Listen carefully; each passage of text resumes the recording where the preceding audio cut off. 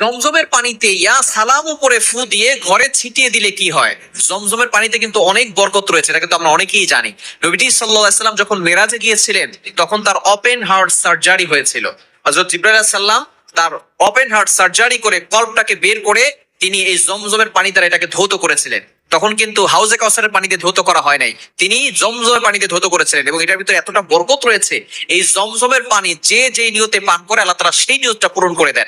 জমজমের পানির ভিতরে যদি আপনি ইয়া সালামু আপনি 111 বার করতে পারেন, এরপরে সেই পানিতে ফু দিয়ে ওই পানিটা যদি আপনি খান, আল্লাহ পাক রব্বুল আলামিন আপনাকে সুস্থতার নিয়ামত দান করবে।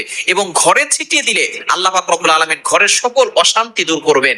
কেননা ইয়া সালাম আল্লাহর এমন একটি নাম, হে শান্তি দানকারী।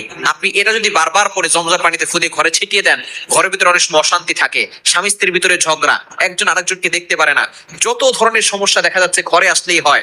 দেখা যাচ্ছে ঘরের বাইরে ভালো থাকে, ঘরের ভিতরে সমস্যা। এগুলো অনেক সময় জিনের প্রভাবের কারণে হয়, ব্ল্যাক ম্যাজিকের কারণে হয়, কুফরি কালামের কারণে হয়, সন্তান কথা শোনে না, দেখা যাচ্ছে ঘরের ভিতরে কোনো বরকত নাই, এরপরে ঘরের লোকরা বারবার অসুস্থ থাকে।